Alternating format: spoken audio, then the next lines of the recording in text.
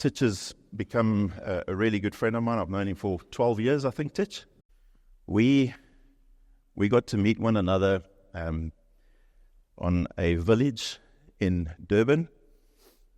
That was the first time I came to visit Live Village, and I met Titch there, and instantaneously I was moved by this man's life. And I wanted to just take some time just to give God an opportunity to show His goodness, show His amazing love and purposes for us through a person who's just walked an incredible walk of faith. It's an unfolding story of faith. He's 73 now. And he said to me in this week, he looks 23, don't worry. He said to me in this week, you know what, Adrian, I feel like God said I got until 80. I got 7 more years. Retirement? No. Kicking your feet up? No, definitely not. Living for the purposes of God, soldiering for the kingdom, being a part of initiatives that saves lives, that rescues people, looks after young, vulnerable kids. It's what God started in him many years ago. But his heart still burns for it. He still carries this incredible mantle, and he will carry it until his dying day. So, Titch, I want to tell you that you are a real inspiration to me. And I love you.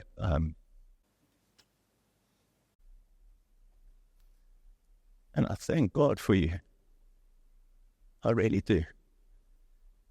And the two of us, we suffer with allergies. So there might be some crying today. You don't want to put the two of us in one room. Because when I start crying, then he cries. And when he cries, I cry more. Titch, why don't you tell us how you came to faith? What was your moment of being that thief on the cross? Good morning, everybody. I came down for the weekend to spend time with my daughter and watched my 2 grandchildren play at Porterus yesterday. And then I got a message from Adrian. And that's why I'm here. I do love him and Antoinette deeply. And when he just asked me to share, it can only be a privilege, although very unprepared.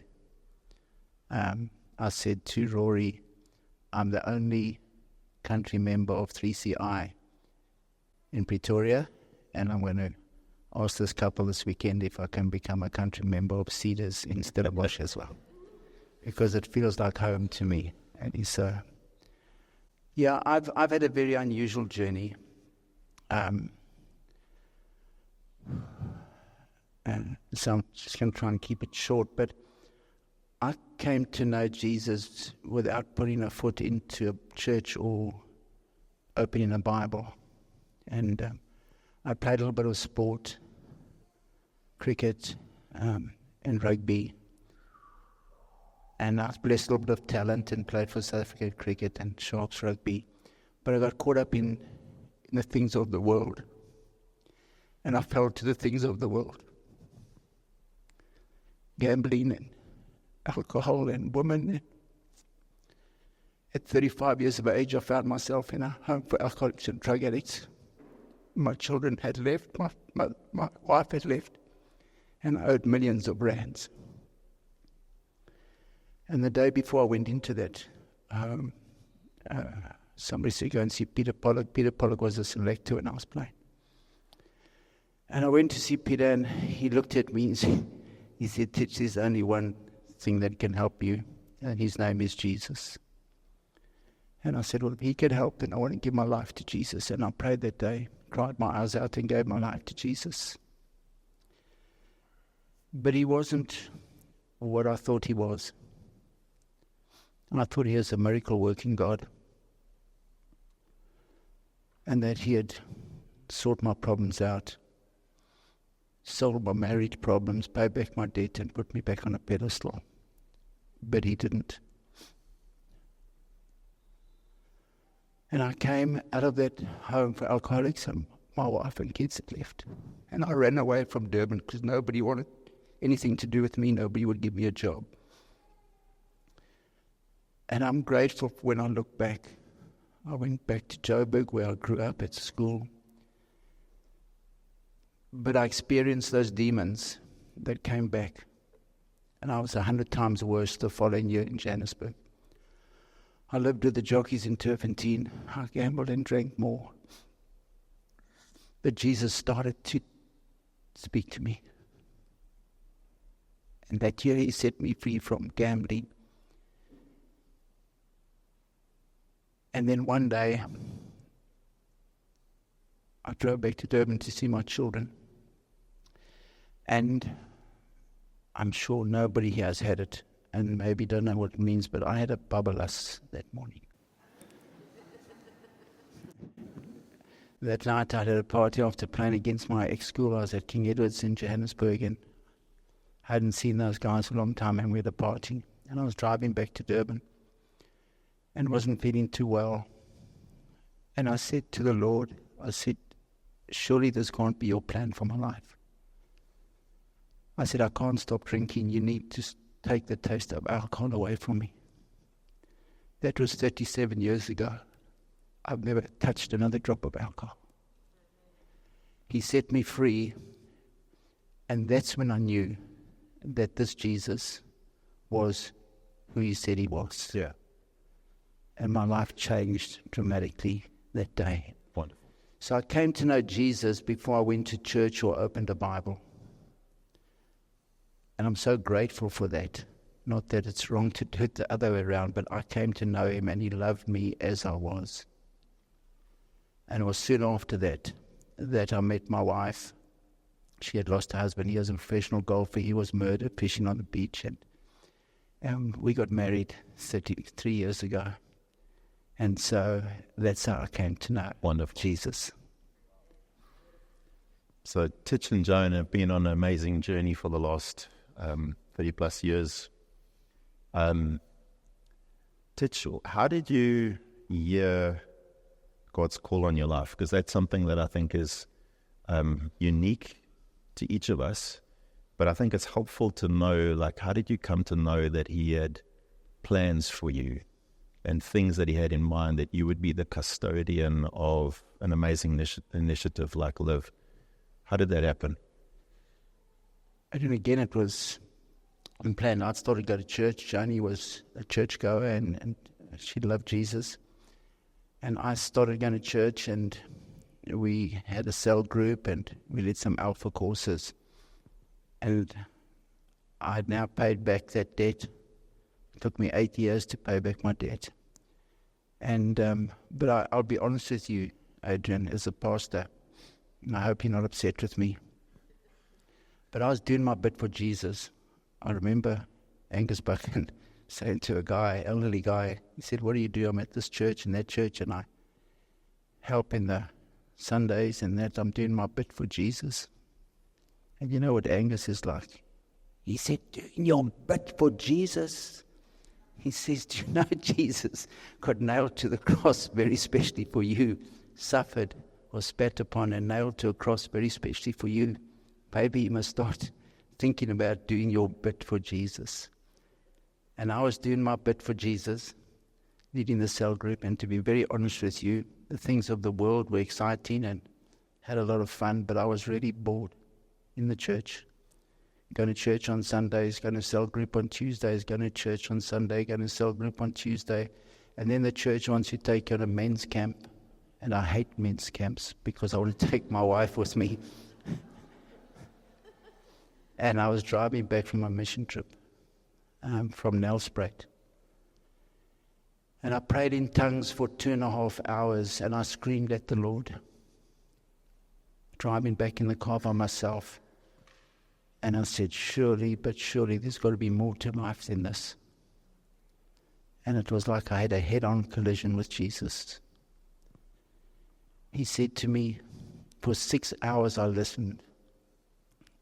And he told me to build a village for orphan and vulnerable children where they would come to know they have a Father in heaven that loves them. He said, create jobs for the rural communities that they can sustain their families. And the government will come and see how it works, and you can point them to the cross. And it was a crazy vision because I was a bad father to my own children. I'd never given the poor a thought in my life. And now he tells me, but it was so clear. I drove and he showed me pictures on hills and how the church village should look. And 27 years later, as we sit here today, what are the two biggest problems we face in this nation? Abuse of women and children and job creation. And 27 years ago, he told me this is what he wants me to do. But it was so clear that I couldn't. When I got home, I was so excited. I drew this picture for Jo, and I said, this is what we need to do. And she thought I'd gone off my head. But it was burnt in my heart. And I tried to do it in my own strength. I started a building company, and I thought that'll build houses. We'll sell the houses and have money for the village. But it was a bit of a disaster. And through the grace of God, we didn't lose any money, but all 17 people that worked in that business came to know Jesus. So through his eyes, it was a successful business. And then he took us into the communities in 2001, where we started to work with children. And there's Numbasani and Leela, we still feed 2,500 children there every day. We have 600 children in the back-to-school program. I planted a church in the community. And so he broke us down for 8 years as we served in the community. That changed my life. Amazing. And then he said to me to have a crusade. I was praying over the community one day, and he said, shacks will come down, houses will go up, and thousands will come to know me. And I said, Lord, how do I do that? And he said, pitch a tent and preach the gospel. So we cleared some land, and we pitched a 5,000-seater tent, and for 28 nights, every single night we preached the gospel. And Rory and everybody came, and then Angus Buchan came. And he said, Titch, I'll come on one condition, that you read this book called Passing the Baton. And I read it. It was a story of when he had given his farms to his sons and went into the ministry full time. And as I read this book, I felt the Lord say to me, give the business to our youngest son who had worked with me for a number of years as God restored my relationship with my children. Give the business to him and come into the communities full time. And that's what I did in 2007, and still kept shares in the business. And my son built this business up 100 times better than what I could have ever done, as God took me to the communities as we started to serve.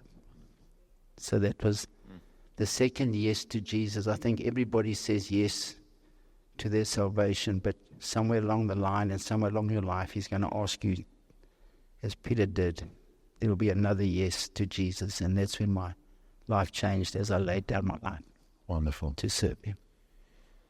I mean, what I was drawing now from what you were saying is it wasn't just one moment. There was a couple of moments, defining moments, as God spoke and showed you things. But there was also a need for surrender. There was something of a crying out, your heart put before him prayerfully, and as God speaks, it's just kind of like, I'm either going to respond to him in obedience or not. And Titch did that, and it kind of took him to the next, and to the next, and to the next. And so the slide that's up there is basically what the heart of Live is about. Rescuing children who are vulnerable, restoring them because they live on the village and they are cared for and loved and educated.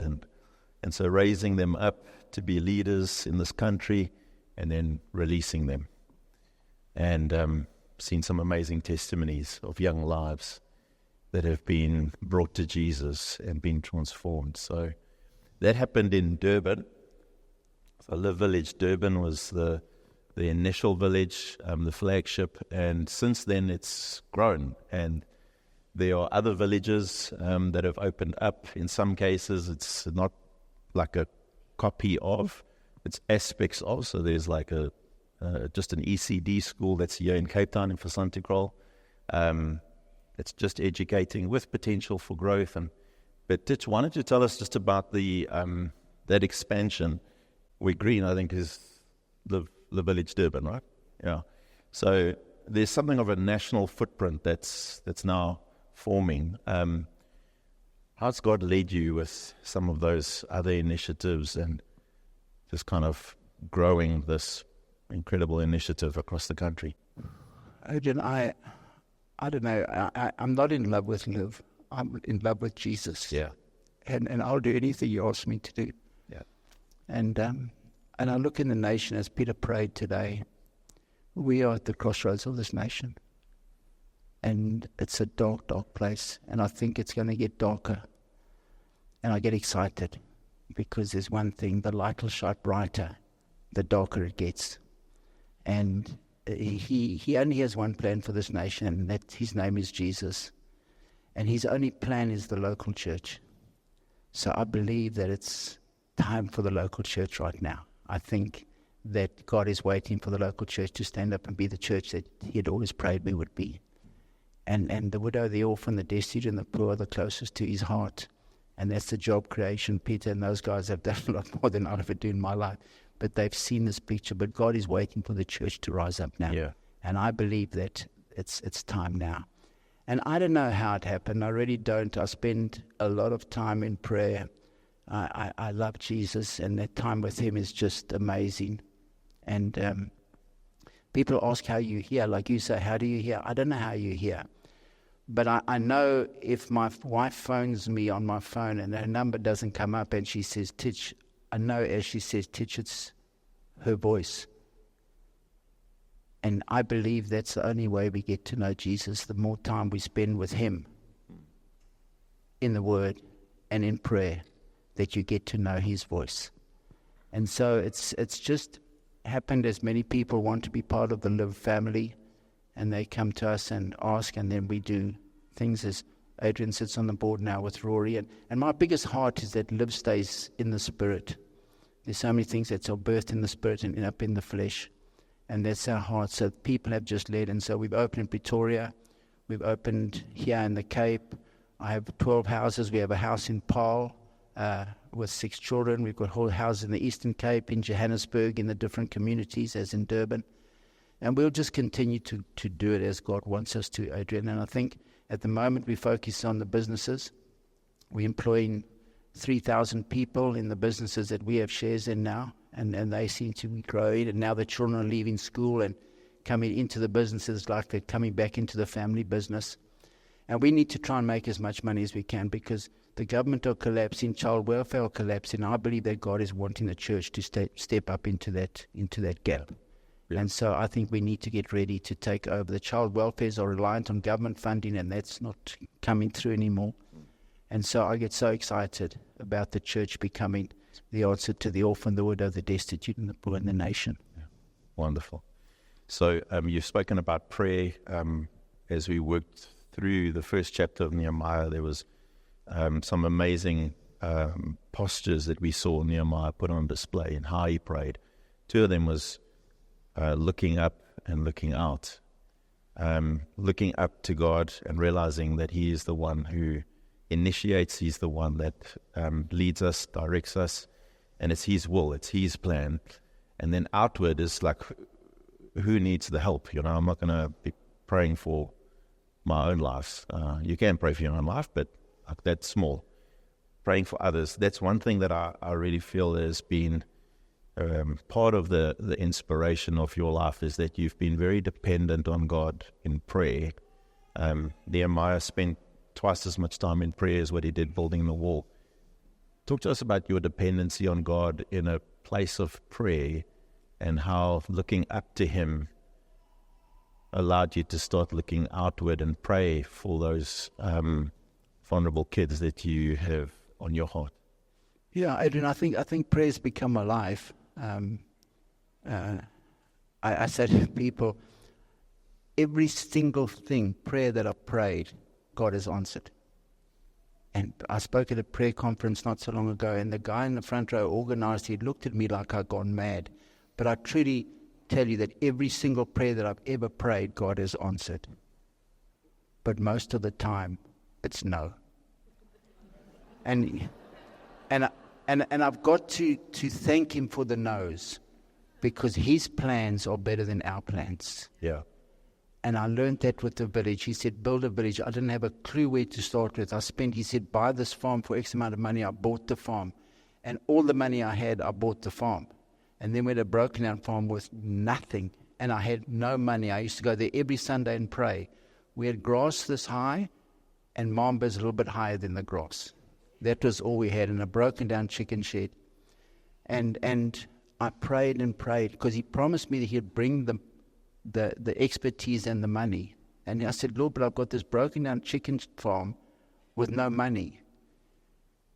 And then I felt him say, go back to the ICC. We had one event, and he said, bring business, government, and the church together, invite 4,000 people, and have a banquet, and you'll raise the money in a night. I didn't even know what the village would cost. And we did that. That was a miracle, this banquet. John Smith and Sean Pollock were master of ceremonies. Rory spoke about the Father Heart of God. We flew the Waitoto Children's Choir down, and we shared the vision. And I got hold of government at that time. Dr. William Keys was premier. I didn't even know how to get hold of government. And the lady at the ICC said, oh, here's his number. Don't tell him that I gave it to you. And I phoned Zweli on a Friday night, and he answered the phone. He said to my wife, he's telling the story, I never answer my phone unless I know who it is. This white man, he said, his name is Titch. He said, it's the funniest name I've ever heard in my life. And I'm trying to work out what this can mean, because in the Zulu culture, all the names mean something. And he's rambling on about widows and orphans with such passion. I thought, let me get rid of this man. He said, come and see me Monday. So from Friday to Monday, I have an appointment with the premier. I go and tell him, and I lay this architect's impression down on the table, and I say to him, Doc, I bought this farm, and I want to build this village for orphan children. He said you bought the farm with your money? He said, if you bought it with your money, this is going to happen with or without me, so best I'm part of this too. He said, I'll come to the banquet. He came and spoke at the banquet. And then we started to build the village, and we built 8 homes, and I think Peter came down at that time. When Mergon was still in Pretoria, we had built 8 homes. And then they said, you got to put sewerage in. I said, I'm building a village for children. They said, yes, but you want 500 people, you need sewerage. So then the architects got involved, and the quantity surveyors and everybody like that. Now they say it's going to cost 70 or 80 million to build the farm. I was so angry, because I thought this was a children's village. Now I've got to put sewers in. So I phoned Zweli. I said, Doc, I need some money. And remember, that was before they stole all the money. He said to me, Titch, I can't give you money, but what I'll do, you come to cabinet and you share the vision. So there I was, a 60-year-old white man dressed in my suit, going to cabinet and telling the new government what to do with the orphan children of the nation. I come out and I think, what now, Lord? I get a memo from cabinet the next week to say all government departments supported Live, and they gave me 102 million rand. God said he'd bring the expertise and the money, and he is who he is. I've learned that, Adrian. And so we spend time and just spend time praying, and he continues to guide me. And I said to Adrian, I've realized that partial obedience is disobedience. And I've learned that. So you get the vision, then want to do it your way. He just says, just go to first base, buy the farm. Yeah. When you bought the farm, I'll show you the next thing. Have the banquet, raise the money, build the village. I'll give you the next one, etc. And so I'm so pleased. Peter started to keep his name, Peter, but I need to speak to you, because now we've got 300 hectares that have been given to us in Johannesburg. I wouldn't know what to do or where to go, but God is just on the move. And so he says to me, I feel following Jesus is like joining the dots when you teach children to draw. Go to 1, 2, 3, 4, 5, and from this maze of just dots, this beautiful picture suddenly comes. And I just encourage you just to join the dots. Move to Stellenbosch, Adrian and Antoinette, to go and start a church in your garage with 5 people. So just go to Stellenbosch. And now look at this church. And now that moving to the new church, I just see this thing just growing. We draw puzzles. We make puzzles and we put borders on the puzzles. When Jesus does a puzzle, he puts himself in the middle and there's no border to the puzzle. And I just see Cedars in Stellenbosch. I just look at the quality and the people that are here. It's just going to grow and grow and grow as God builds his church. So just pray and join the dots, Adrian. It's great.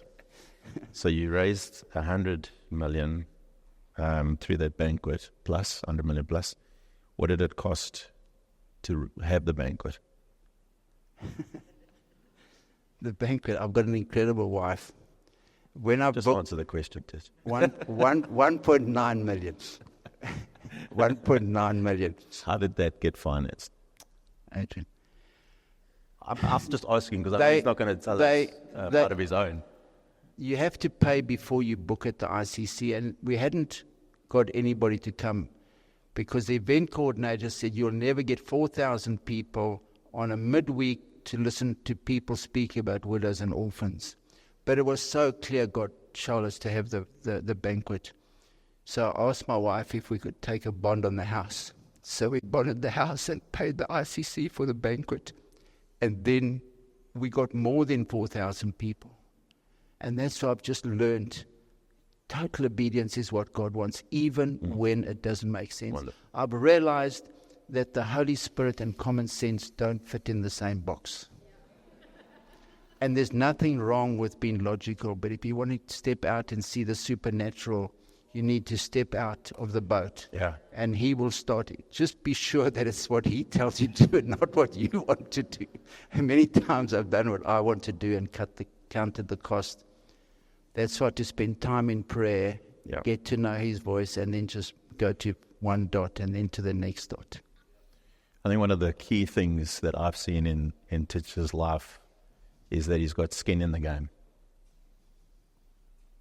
He's not just getting a picture, a vision, and then saying, Lord, you provide, and when you provide, then we'll do. God's actually taking us on a journey, and there's something of us taking steps as he leads us that's sacrificial. That's something of us giving of ourselves, giving of our finances, and Liv has been blessed amazingly, and it requires ongoing support. But I've just seen over the years, Titch, that you have poured your own life into this. And I'm inspired by you for many reasons, but that's certainly one of the things that I've just seen in your life is that you haven't waited. You've taken those steps and you've obeyed God, and with the means that you have, you've put skin in the game, and then God's just come and hold you over with his incredible provision. So I want to commend you for that, because you've been a real inspiration to all of us in that. Adrian, he is my life. Yeah. I love him more than anything. When I look where I was in life and he rescued me, he restored my life and raised me up. But I realized that he had to take away the idols in my life. And all of us have idols. And I remember the last one. I love my sport, and I was playing golf, and then I got picked for the South African golf team, over 50s. And then he tells me to stop playing golf. And I said, I battled and battled. I went to Rory. Rory's my go-to person very often. And as Adrian's becoming, I said, this is what... Rory said, don't be ridiculous. He said, he talks about the green pastures in the Bible. He says, that's the golf course. He says... But I realized that it had become an idol in my life. I used to practice 2 or 3 times a night, and then sometimes asked to go and speak at churches on a Sunday. If I had a tournament, I'd say, sorry, I can't make it. So I battled for 18 months, but eventually I laid down my clubs. And now when the wind blows at 30 kilometers an hour in Durban and it's 35 degrees in the shade, I think, what idiot can go and try and play golf at a country club and try and break 80? So when God takes things away, he removes them. And I love him more than anything. And so, I'm passionately in love with Jesus. And I know that the church, he's the answer, and I know that the church is the answer. That's what excites me more than anything. Yeah, wonderful. So I'd love for us to just take a look at a 3-minute video that I just found. It's of the first graduating group, a handful of kids that came onto the property destitute and without hope. And that whole process of being rescued and restored and raised up and then released is just so beautifully encapsulated in this video. So let's take a look at that and you can just get a feel. This is 2018, the first group that was released out of the village. 7 years ago, Live Village became home to Muzi, Mlondi, Justin, Slee, Austin, and Tsepang. It has been the greatest privilege to raise these children into courageous young men and women who will one day be incredible leaders.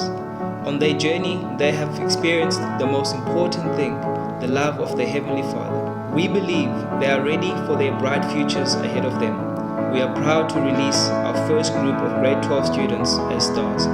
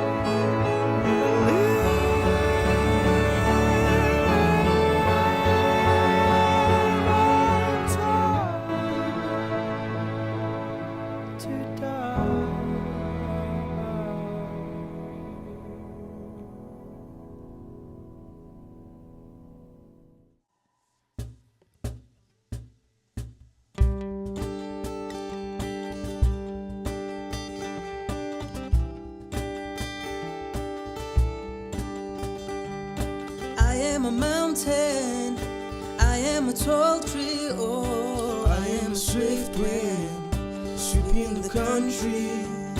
I am a river, down in the valley, oh, I am a vision, and I can see clearly. If anybody asks you who I am, just stand up tall, look him in the face and say, I'm the star up in the sky, I'm the mountain peak up high. Hey, I made it, I'm the world's greatest. I'm that little bit of hope when my back's against the ropes. I can feel it, I'm the world's greatest. I'm that star up in the sky, I'm the mountain peak up high. Hey, I made it, I'm the world's greatest. I'm that little bit of hope when my back's against the ropes. I can feel it, I'm the world's greatest. I'm that star up in the sky, I'm the mountain peak up high. Yeah, I made it, I'm the world's greatest. I'm that little bit of hope when my back's against the ropes. I can feel it, I'm the world's greatest.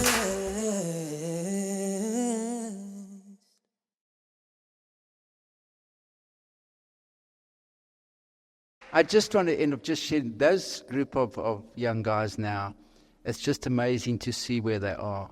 And we now have 63 that have left school. The village is home for life for them, so they never have to leave, but have graduated out of school. And if you ever want to know if Jesus is real, those that know him are already doing well in the world. Those that aren't already struggling with the things of the world. It's like chalk and cheese. Little Muzi is now just passed his second year at Cape Town University doing politics and history. He phoned me one day and said, listen, he's got this opportunity. What do? I said, you pack your bags and you go. He's been on the Disney ships for 18 months, one of the musicians. He's in the Caribbean right now, in the Mediterranean. He's gets free accommodation. He is a musician, so they entertain lunchtime and evenings. He's earning 70,000 rand a month, little Muzi. So he's coming back. Justin's at 5th year Tukkies, studying music. Malondi's doing his honours at Bloemfontein University in psychology.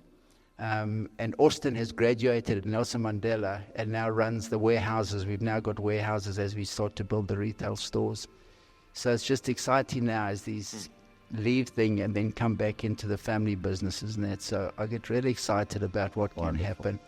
But it's only Jesus. Yeah. It's not the education. Those are all tools that God's used. Yeah.